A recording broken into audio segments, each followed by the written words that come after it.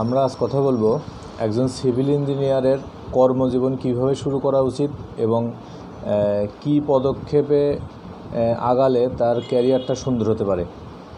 আসলে একজন civil engineer university থেকে যে বিষয়গুলো শিখে আসে সেগুলো একাডেমিক কারিকুলাম অনুযায়ী শিখে আসে। এই থিওরিটিক্যাল নলেজটা তার ক্যারিয়ারের জন্য খুবই গুরুত্বপূর্ণ। থিওরিটিক্যাল নলেজ নেওয়ার পরে সে যখন কর্মজীবনে আসবে তার সম্পূর্ণ প্ল্যান বা চিন্তাভাবনা বা স্বপ্ন এবং বাস্তবতাটা দুটো একদম আকাশ পাতাল পার্থক্য, দুটোর মধ্যে কোনো মিল নেই। কারণ একজন সিভিল ইঞ্জিনিয়ার যখন পড়াশোনা করে তখন ভার্সিটি লাইফে সে চিন্তা করে সে একজন বিএসসি ইঞ্জিনিয়ার হচ্ছে, সে পাশ করার পরে সে একটা কোম্পানিতে জয়েন করবে, সেখানে একটা গাড়ি পাবে, সেখানে একটা তার চেয়ার টেবিল পাবে, তার এসি রুম পাবে। আসলে বাস্তবতাটা এরকম না। কারণ একজন সিভিল ইঞ্জিনিয়ার যখন তার কর্মজীবন শুরু করে তার প্রথমেই তার প্রজেক্ট লাইফটাকে খুব গুরুত্ব দেওয়া উচিত। এবং বিভিন্ন কোম্পানি একজন নতুন ইঞ্জিনিয়ারকে সবসময় প্রজেক্টেই রাখতে চায়, কারণ প্রজেক্টে না রাখলে সে অনেক বিষয়ই জানবে না, আর না জানলে সে পরবর্তীতে কাউকে গাইড করতে পারবে না।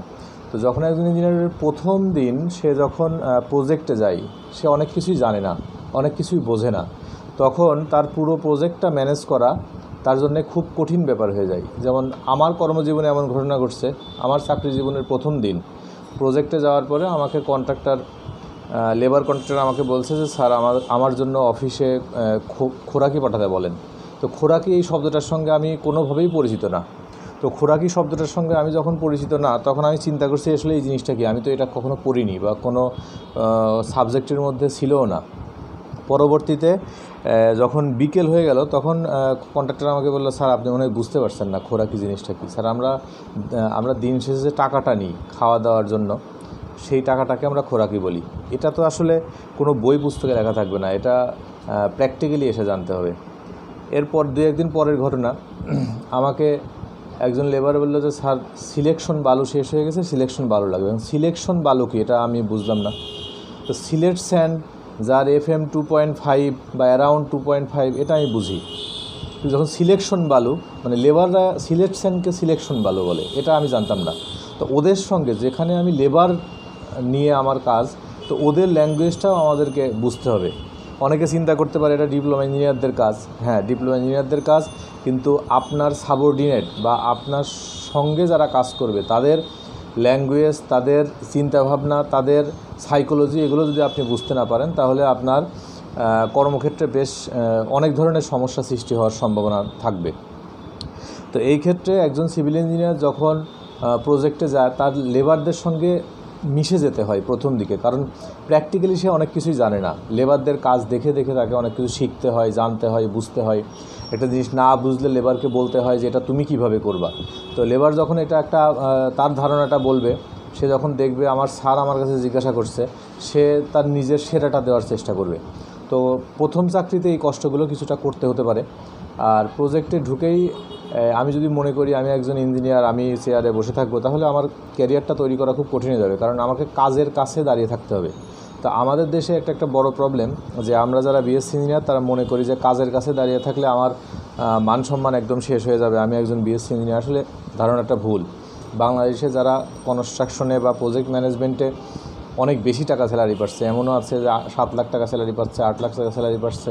তো ইনারা কিন্তু একদম এন্ট্রি লেভেলের লেবারের সঙ্গে থাকছে, কারণ লেবার যেখানে কাজ করছে সেখানে দাঁড়িয়ে না থাকলে তারা এন্ট্রি লেভেলের বিষয়টা বুঝতে পারেননি।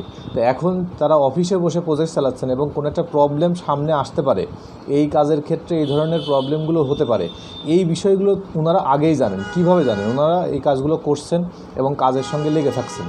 কিন্তু আমরা অনেকেই যেটা করি যে অফিসে থাকি, মাঝে মধ্যে প্রজেক্টে গিয়ে প্রজেক্ট সুপারভিশন করি। আসলে একজন ইঞ্জিনিয়ারের তখন প্রজেক্ট সুপারভিশন করা উচিত যখন তিনি প্রজেক্ট সম্পর্কে ভালো আইডিয়া রাখেন। তো এই ক্ষেত্রে একজন সিভিল ইঞ্জিনিয়ার যদি প্রজেক্টে গিয়ে কাজের কাছে ম্যাক্সিমাম সময়টা দেন, তার ক্যারিয়ারটা গড়তে সর্বোচ্চ 3 থেকে 4 বছর সময় লাগবে। কারণ সিভিল ইঞ্জিনিয়ারের পার্ট অনেক। সিভিলের সঙ্গে ইলেকট্রিক্যালের মিল রাখা, ইলেকট্রিক্যাল সিভিল এর সঙ্গে মেকানিক্যালের মিল রাখা, পুরো প্রজেক্টের ম্যানেজমেন্টটা অনেক ইম্পর্টেন্ট। অনেক বিষয় এর সঙ্গে জড়িত, লেভেল মেনটেন করা। একবার আমার এক প্রজেক্টে আমি একটা ভুল করছিলাম।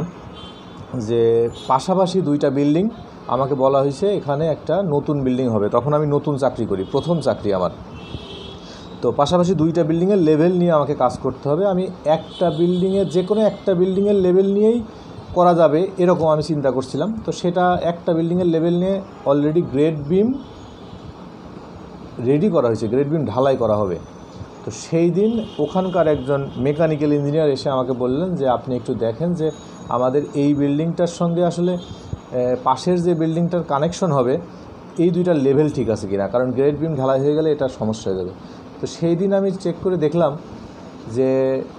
যে বিল্ডিংটার সঙ্গে এই বিল্ডিংয়ের আসলে এক্সটেনশন হবে তার লেভেলটা আমি নিয়ে নিই।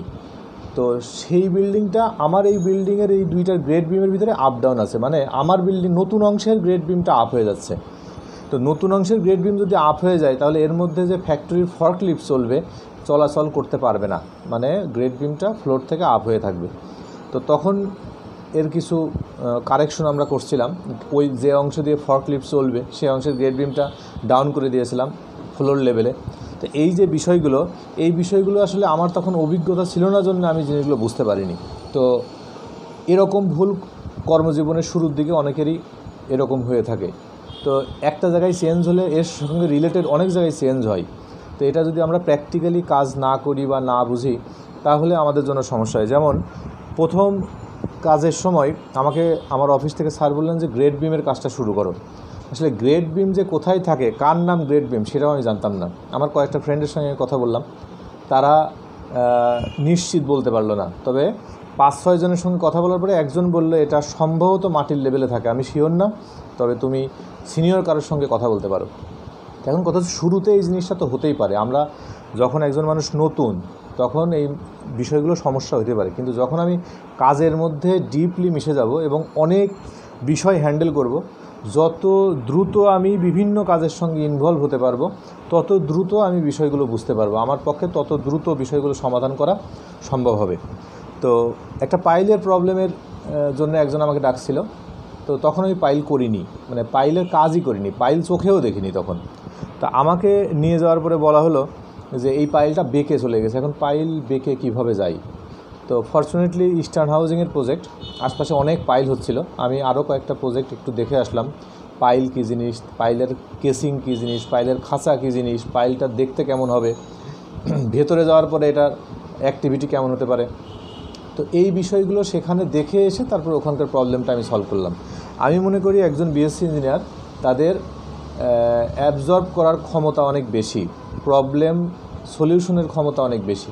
তো যে কোনো একটা প্রবলেম অ্যাভয়েড না করে যদি ওইটা আমরা কয়েকটা এক্সাম্পল আমরা চোখের সামনে দেখতে পারি, একটু কষ্ট করে নিজের সময় বের করে কয়েকটা জায়গার কাজ আমরা দেখতে পারি, তাহলে এই প্রবলেমগুলো আমাদের পক্ষে সলভ করা সম্ভব। তো এই ক্ষেত্রে দেখা যাচ্ছে যে আমি যে কোম্পানিতে চাকরি করি, একজন বিএসসি ইঞ্জিনিয়ার স্বভাবতই অফিসে পদ পায়। অফিসে পদ পাওয়ার পরে সে যখন প্রজেক্টে না গিয়ে অফিসে বসে ডকুমেন্টেশনের কাজ করে এবং মাঝে মধ্যে প্রজেক্টে যায়, অ্যাকচুয়ালি প্রজেক্টের অ্যাকচুয়াল সিনারিওটা সে জানে না। প্রজেক্টে কীভাবে ম্যাটেরিয়াল ম্যানেজমেন্ট হয়, কীভাবে চুরি হয়, চুরি ঠেকাতে হলে কী করতে হবে এবং কোন লেভেলে গিয়ে কোন প্রবলেমটা হতে পারে। এর জন্য আমার ব্যক্তিগত মতামত, একজন সিভিল ইঞ্জিনিয়ারের সর্বপ্রথম প্রজেক্টে চাকরি করা উচিত। কারণ আপনি বলবেন আমি ডিজাইনে চাকরি করব, ডিজাইনে ক্যারিয়ার করব, তো আমার মতামত ডিজাইনে ক্যারিয়ার করতে গেলেও তাকে প্রজেক্ট সম্পর্কে জানতে হবে। এমনও ঘটনা ঘটে যে একজন সিভিল ইঞ্জিনিয়ার পাশ করে বের হওয়ার পরের থেকেই সে ডিজাইন ইঞ্জিনিয়ার হিসেবে পরিচিত, সে ডিজাইনে কাজ করছে। সে যে ডিজাইনটা করছে আমি নিজেই প্রমাণ, এমন ডিজাইনারও দেখছি সে প্রজেক্টে গিয়ে বুঝতে পারছে না তার ড্রয়িংয়ের মেনশন করা কোন রডটা কোথায় আছে, কারণ সে জীবনের প্রথম প্রজেক্টে আসলো। তো সেই ক্ষেত্রে আমার মনে হয় যে ডিজাইন হোক, কনস্ট্রাকশন ম্যানেজমেন্ট হোক, অফিসিয়াল জব হোক, যার ফিউচার যেটাই সে যেভাবেই করতে চাক না কেন, তাকে সর্বপ্রথম প্রজেক্টে কাজ করতে হবে। এবং একটা প্রজেক্টের শুরুতে, প্রজেক্ট ম্যানেজমেন্টের শুরুতে কোন কোন বিষয় খেয়াল রাখা উচিত, যে তার প্রজেক্টটা ফেন্সিং করতে হবে, ইলেকট্রিসিটির লাইন লাগবে, পানির লাইন লাগবে, গ্যাসের লাইন লাগবে, লেবার শেড লাগবে, এই যে বিষয়গুলো, এগুলো আমরা নতুনরা জানবো না। তাহলে যদি আমি নতুন অবস্থায় প্রজেক্টে ঢুকি আমার একটু সমস্যা হবে। আমার যারা সিনিয়র থাকবে তাদের সাথে কথাবার্তা বলে ধাপে একটার পর এক ধাপ আমি যদি পার করতে পারি তাহলে এই বিষয়গুলো আমরা ক্লিয়ার হবে। এবং আমরা অনেক সময় দেখা যায় চাকরি খুব দ্রুত সুইচ করি। এই ক্ষেত্রে চাকরিটা দ্রুত সুইচ না করে একটা প্রজেক্ট ঠিকঠাক মতো কমপ্লিট করাটা আসলে খুব জরুরি। অনেকে মনে করে ফিনিশিং কাজ এটা ডিপ্লোমা ইঞ্জিনিয়ারের কাজ। হ্যাঁ, ডিপ্লোমা ইঞ্জিনিয়ারের কাজ। তাহলে যখন আপনি কোনো প্রজেক্টে ফিনিশিং কাজ করবেন, একজন ডিপ্লোমা ইঞ্জিনিয়ার আপনার সাবঅর্ডিনেট, তাকে আপনি কিভাবে গাইড করবেন? তাকে তো গাইড করার কোনো অপশন নেই। একবার আমি তখন চাকরি করি, একটা প্রজেক্টে আমি একজন বিএসসি ইঞ্জিনিয়ারকে বললাম যে তুমি একটু ফুটিংয়ের নিচে নেমে রডের স্পেসিংগুলো চেক করে এসো, নিচে আরও কিছু চেক করার আছে, তুমি নিচে যাও, আমি তোমাকে বলে দিচ্ছি। সে নিচে নামবে না। সে বললে এটা আমার কাজ না, আপনি একজন ডিপ্লোমা ইঞ্জিনিয়ারকে নামান অথবা সুপারভাইজারকে নামান।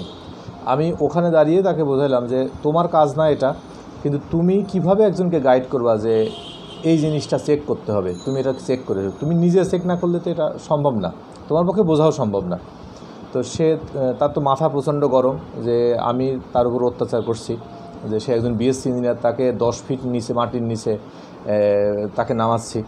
তো এখন কথা হচ্ছে যে আমি তাকে 10 ফিট মাটির নিচে নামাচ্ছি, কাদার মধ্যে নামাচ্ছি, কিন্তু এটা তার জন্য একটা লেসন।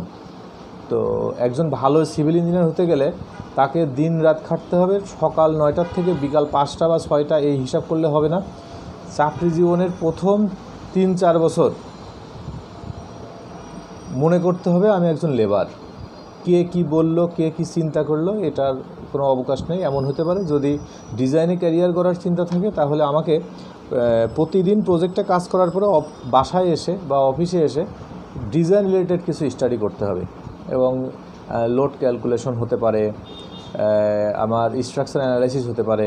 একজন ডিজাইনার হতে হলে তাকে ফিল্ড ওয়ার্ক দেখার পাশাপাশি হ্যান্ড ক্যালকুলেশনগুলো জানতে হবে। কারণ একজন সিভিল ইঞ্জিনিয়ারের প্রথম দিন থেকে একটা ডায়েরি থাকা উচিত, কারণ তার এস্টিমেটটা জানা খুবই জরুরি। এস্টিমেটের ক্ষেত্রে অনেকেই বলে দেয় যে 1 ট্রাক পাথর নিয়ে আসেন, বা 200 ব্যাগ সিমেন্ট নিয়ে আসেন, বা 10 টন রড নিয়ে আসেন। এইভাবে আসলে একটা প্রজেক্ট চলতে পারে না। কারণ একটা প্রজেক্টের কস্টিং বা একটা প্রজেক্টের বাজেট যদি আপনি ঠিক করে না করতে পারেন, তাহলে এই প্রজেক্টটা চালানো আপনার জন্য খুবই কঠিন ব্যাপার হবে। আবার আপনি যখন একটা ডিজাইন করবেন, সেই ডিজাইনে প্র্যাকটিক্যালি কলামের সাইজ কত হয়। আমি এমনও ড্রয়িং দেখছি যেখানে কলামের সাইজ আছে 17x21। 17x21 এটা কোনো কলামের সাইজ না। বিম দেওয়া আছে 13x23, এরকম উল্টাপাল্টা, মানে যেগুলো প্র্যাকটিক্যালি এরকম কোনো সাইজ হয় না। কিন্তু আপনি যখন ডিজাইনার হবেন, প্র্যাকটিক্যালি কী সাইজের কলাম বিম ইউজ করা হয়। এমনও হতে পারে একটা কোম্পানি তারা আপনাকে কলাম এবং বিমের সাইজ ফিক্সড করে দেবে যে আপনি এই সাইজ, এই কলাম, এই সাইজের বিম দিয়ে আপনি ডিজাইনটা করবেন। কেন? তাদের এই সাইজের স্টিল শাটার আছে, সে ওই সাইজের শাটারগুলো ব্যবহার করতে চায়। তাতে কলামের স্পেসিং একটু চেঞ্জ হতে পারে, বিমের স্পেসিং চেঞ্জ হতে পারে, ডিজাইনের ক্ষেত্রে যে বিষয়গুলো বিবেচনা করা লাগবে। তো এই যে আরেকটা বিষয় আসলে শাটারের ডিজাইনটা খুব ইম্পর্টেন্ট। কারণ স্টিল শাটার রেডি হয়ে প্রজেক্টে আসবে, এটা যদি প্রজেক্টে এসে ম্যাচ না করে, তাহলে আবার রিসাইজ করতে অনেক খরচ। তো শাটারিং বিষয়টাই যদি আমি না বুঝি, প্র্যাকটিক্যালি এটা কিভাবে লাগানো হয় এটা যদি না বুঝি, স্টিল শাটার কী জিনিস এটা যদি আমি না বুঝি, তাহলে আমি কিভাবে পরবর্তীতে অফিসে বসে স্টিল শাটারের ডিজাইন করব, কিভাবে মানুষকে আমি গাইড করব। শাটার যে প্লাইবোর্ড দিয়ে হয়, শাটার যে কাঠ দিয়ে হয়, শাটার যে প্রপ দিয়ে হয়, শাটার যে বাঁশ দিয়ে হয়, এই বিষয়গুলো আমাকে জানতে হবে। প্রজেক্টে কাজ করতে গেলে ব্রিক ওয়াল কীভাবে হয়, ব্রিক ওয়ালের চেকগুলো কী, কলাম ঢালাই দেওয়ার আগে কোন বিষয়গুলো খেয়াল করতে হয়, ছাদ ঢালাই দেওয়ার আগে কোন বিষয়গুলো খেয়াল করতে হয়, এই বিষয়গুলো আমাদের জানা জরুরি। আমি একজন সিভিল ইঞ্জিনিয়ার, একটা প্রজেক্টে গেলাম, ছাদ ঢালাইয়ের আগে ঘুরে আসলাম, ওকে ঢালাই দিয়ে দাও, এটা আসলে বিষয় না। একটা ছাদ ঢালাই দেওয়ার আগে আপনার ছাদের নিচে প্রপিংগুলো ঠিক আছে কিনা, বিমের আউটলাইন ঠিক আছে কিনা, বিমের ডেপথ ঠিক আছে কিনা, স্ল্যাবের থিকনেস বিভিন্ন জায়গায় ঠিক আছে কিনা, ক্লিয়ার কভার ঠিক আছে কিনা, ড্রয়িং অনুযায়ী রডের স্পেসিং ঠিক আছে কিনা, পরের ছাদে গিয়ে কলামের রড চেঞ্জ আছে কিনা। এর আগে হতে পারে 20টা 16 মিলি ছিল, এখন সেটা হবে 16টা 16 মিলি। এই যে চেঞ্জগুলো ঠিক আছে কিনা, ল্যাপিংগুলো ঠিক মতো বাঁধা আছে কিনা, এরকম অনেক বিষয় আছে যে বিষয়গুলো প্রজেক্টে আগের থেকেই দেখা উচিত। আর সিভিল ইঞ্জিনিয়ারদের একটা বড় সমস্যা মানে কাজের ক্ষেত্রে, যে প্রথম দিকে সমস্যাগুলো ধরা পড়ে না প্রজেক্টে। যখন প্রজেক্টটা ফিনিশিংয়ে আসে তখন ধরা পড়বে লিফট কোরটা একটু বাঁকা, লিফট কোর বাঁকা হলে লিফট এর মধ্যে বসানো কঠিন হয়ে যাবে।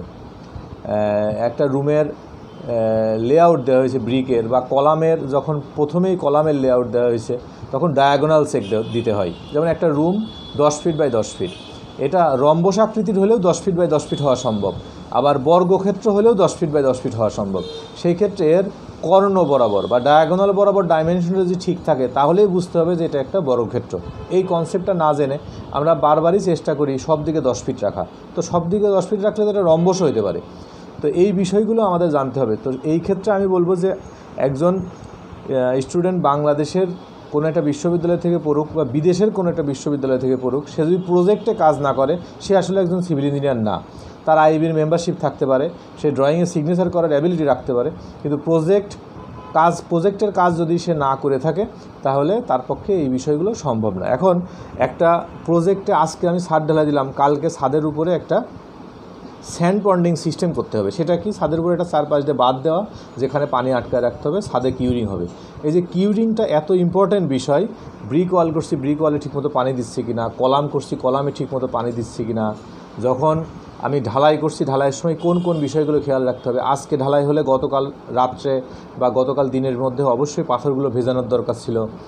ছাদ ঢালাইয়ের আগে কোনো জায়গায় কোনো ছিদ্র আছে কি না, পানি লিক করতে পারে, বিষয়গুলো আমার জানার দরকার ছিল। আমি যখন একটা ফ্লোর থেকে আরেকটা ফ্লোরে যাব তখন কলামগুলো নিচে যে বরাবর আছে কলামগুলো উপরে সে বরাবর আছে কি না, কলামের ঢালাই দেওয়ার সময় কলামটা বাঁকা হচ্ছে কি না, শল দিয়ে কীভাবে চেক করা লাগে, এই বিষয়গুলো জানতে হবে। আপনি একজন বিএসসি ইঞ্জিনিয়ার হতে পারেন, কিন্তু আপনাকে যোগ্যতা প্রমাণ না করতে পারলে একটা লেবারও আপনাকে মূল্যায়ন করবে না। সে বলবে এই ইঞ্জিনিয়ার কোনো কাজ বোঝে না, এর কথা শুনে কাজ করা যাবে না। তো একটা সময় দেখা যাবে যে আপনার এক্সপিরিয়েন্সের বছর পার হয়েছে, এমন হতে পারে 5 বছর 7 বছরের এক্সপিরিয়েন্স, কিন্তু আপনি অনেক কিছুই বুঝছেন না। আপনি যে অনেক কিছু বুঝছেন না সেটা প্রজেক্টে যার সঙ্গে কথা বলবেন সে বুঝতে পারবে। সে যখন বুঝবে সে আর আপনাকে মূল্যায়ন করবে না। এখন আপনি প্রজেক্টে ব্রিক ওয়াল কমপ্লিট হয়েছে জেনে আপনি বলে দিলেন প্লাস্টার করে দাও, তো ব্রিক ওয়ালের পরেই প্লাস্টার করতে হয়, ঠিক আছে, কিন্তু এর মাঝে আরও কিছু কাজ আছে। মানে ভেরি সিম্পল ইস্যু, মানে ব্রিক ওয়াল হয়ে গেলে এরপর প্লাস্টার করব, কিন্তু এর মাঝে আবার কী কাজ থাকতে পারে? এর মাঝে ইলেকট্রিক ওয়্যারিংয়ের কাজ থাকতে পারে। ইলেকট্রিক্যাল কাজের জন্য আপনার ওয়াল কাটতে হতে পারে, ওয়ালে পাইপ বসাতে হতে পারে, ওয়ালে বিভিন্ন ধরনের বক্স বসাতে হতে পারে, 1 গ্যাং 2 গ্যাং, এই যে বিষয়গুলো, মানে আপনি একজন সিভিল ইঞ্জিনিয়ার কিন্তু আপনার ইলেকট্রিক্যালের অনেক বিষয় সম্পর্কে আপনাকে আইডিয়া রাখতে হবে। আবার ছাদ ঢালাইয়ের সময় ছাদে আপনি যে ইলেকট্রিক্যালের পাইপ বসাবেন, ইলেকট্রিক্যালের ফ্যান বক্স বসাবেন, এই যে বিষয়গুলো, এই বিষয়গুলোও আপনাকে জানতে হবে। কিন্তু আপনি একজন সিভিল ইঞ্জিনিয়ার, ইলেকট্রিক্যাল ইঞ্জিনিয়ার, যেদিন এটা ছাদ ঢালাই হবে তার আগের দিন পয়েন্টগুলো ঠিকঠাক মতো আছে কিনা উনি দেখে যাবে।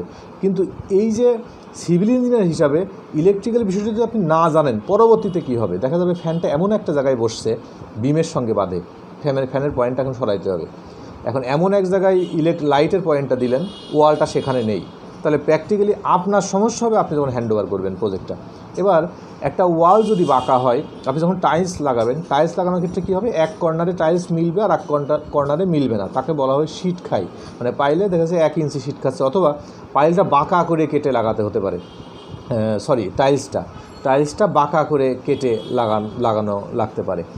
আপনার কোনো একটা প্রজেক্টের পেইন্টের কাজ করার সময় ওয়ালটা শোকানোর দরকার, ঠিকঠাক মতো কিউরিং হওয়ার পরে ওয়ালটা প্রপার হইতে না শুকালে আপনি পেইন্টিং করলে এই পেইন্টিংটা থাকবে না। আপনি যে প্লাম্বিংয়ের কাজ করবেন, মানে পানির লাইনের কাজ করবেন, পানির লাইনের জয়েন্টগুলো যদি ঠিক মতো না হয়, এটা যখন লিক করবে আপনার ওই ওয়ালগুলো ড্যাম হয়ে যাবে। পরবর্তীতে ওই প্রজেক্টে আপনি কাজ করছেন যে আপনার সারা জীবন এটা নিয়ে আপনাকে দুর্ভোগ পোহাতে হবে, বারবার ফোন আসবে যে এটা এখানে এই প্রবলেম ওই প্রবলেম, বারবার লিক করছে, মানে পানির লাইনের কানেকশনগুলো ঠিক ছিল না।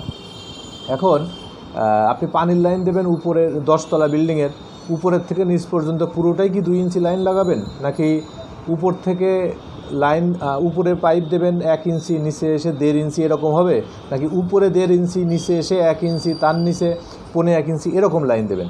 আসলে যদি পানি 10 তলা বিল্ডিংয়ের পুরো উপর থেকে নিচ পর্যন্ত পানি আসার যে লাইনটা, এই পাইপটা যদি পুরোটাই একই ডায়ার হয়, যদি 2 ইঞ্চি ডায়া হয়, তাহলে উপরের কেউ পানি পাবে না, কারণ পানিটা সরাসরি নিচে চলে আসবে গ্র্যাভিটির কারণে। এখন আপনি যদি 3টা ফ্লোর দেন 2 ইঞ্চি, 3টা ফ্লোর যদি দেন 1.5 ইঞ্চি, তাহলে কী হবে, 2 ইঞ্চিতে যত পানি আসবে 1.5 ইঞ্চিতে তত পানি আসতে পারবে না, কিছু পানি উপরে 2 ইঞ্চির মধ্যে রয়ে যাবে।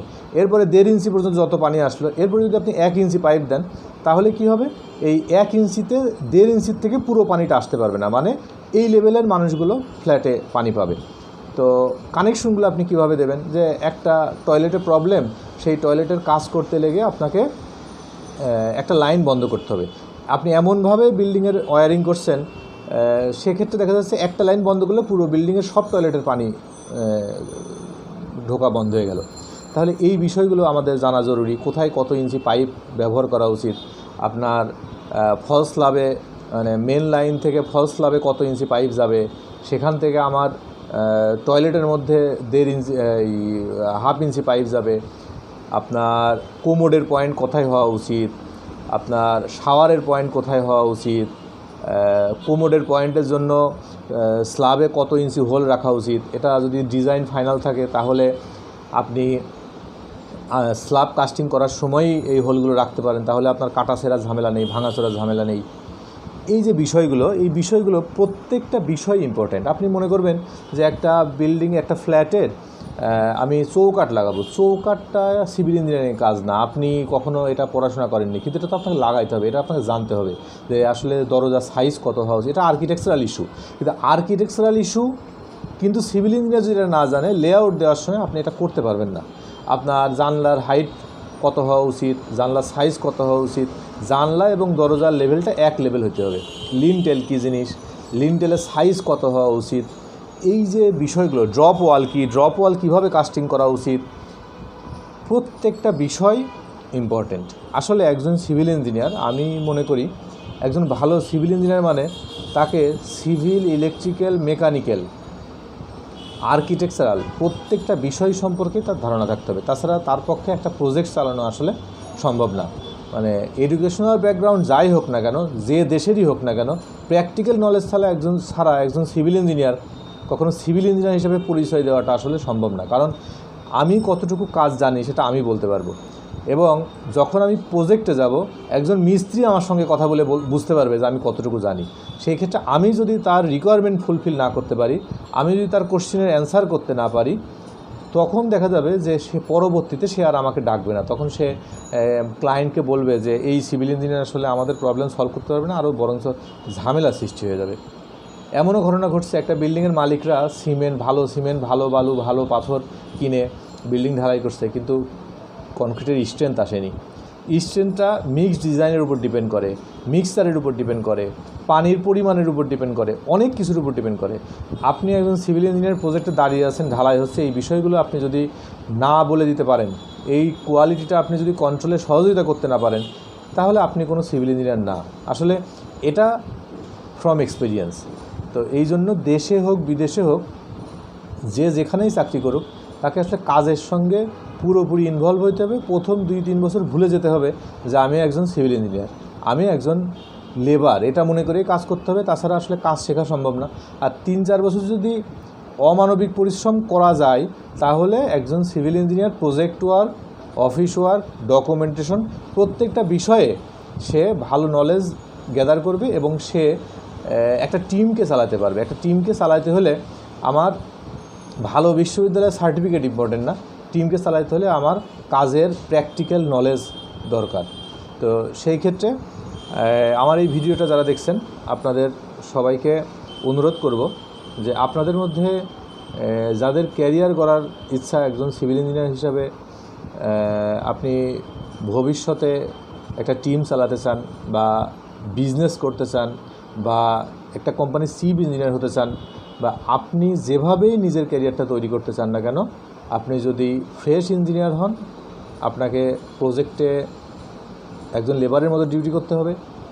আর আপনি যদি এক্সপিরিয়েন্স ইঞ্জিনিয়ার হন, আপনার যদি এক্সপিরিয়েন্স হয়েও থাকে, আপনি যদি বুঝতে পারেন যে আপনার এক্সপিরিয়েন্সটা প্রপার হয়নি, তাহলে আমি আপনাকে বলবো যে আপনি এখন থেকেই অফিসে না বসে থেকে পুরো সময়টা প্রজেক্টে দেন, প্রজেক্টে কাজ শিখেন, আপনার ক্যারিয়ারটা সুন্দর হবে। আজকের ভিডিও এ পর্যন্তই। আমার সাথে থাকার জন্য আপনাদেরকে অসংখ্য ধন্যবাদ। খোদা হাফেজ।